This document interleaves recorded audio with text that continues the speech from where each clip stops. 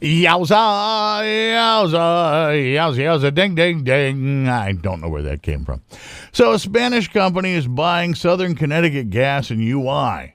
So the money we spent on power that comes into our homes and businesses will no longer go to an American company, but across the pond to Spain. Now, what does that mean for you and me? I don't know, but they were bought for $3 billion, and you bet your ass that none of that money is going to be seen by any of us. But if you spend $3 billion on something, you're going to make sure that you get that money back. Oh, yes, and that money back will be coming from us worker bees. What does it all mean? Well, it basically means that the pride in America does not extend to corporations, which we all know, according to the Supreme Court, are people. Their only allegiance is to money, and our love of money is what constantly gets us in trouble. Hey, I have an idea. Let's overthrow some ignorant nations that still live in tribes and give them democracy, so we'll be able to do what?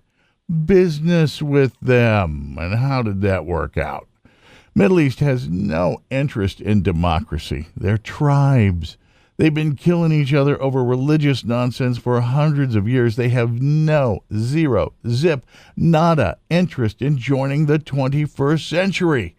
And the old men in our Congress want to put boots, and those would be our boots, on the ground to fight these 12th century barbarians, ISIS, that behead anybody who doesn't agree with them, use children as suicide bombers, crucify children that aren't of their tribe, and put Christians in cages and set them on fire.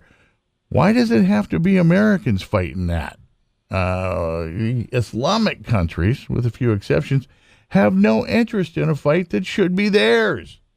Turkey, they got a serious army, like 3,000 tanks.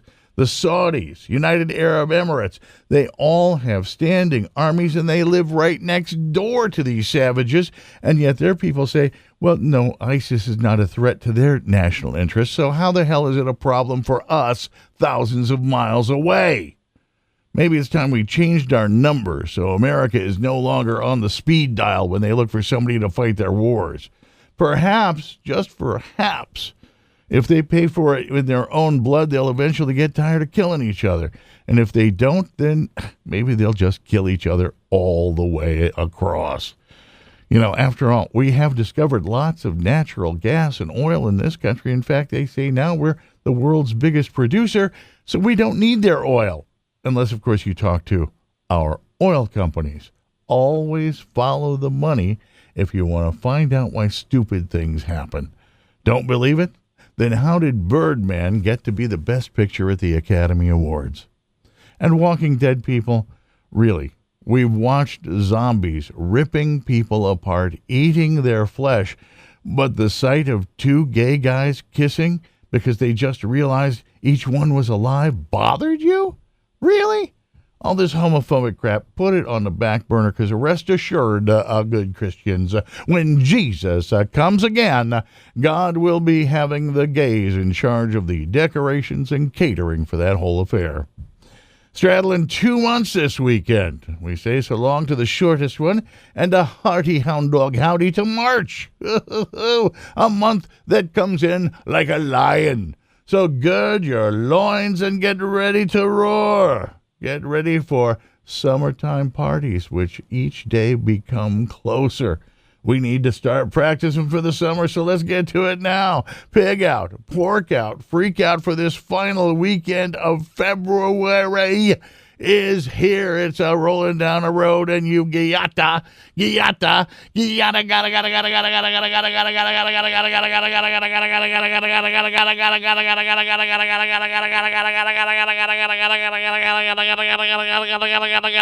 I don't care what color the dress is. Yada! Wig out!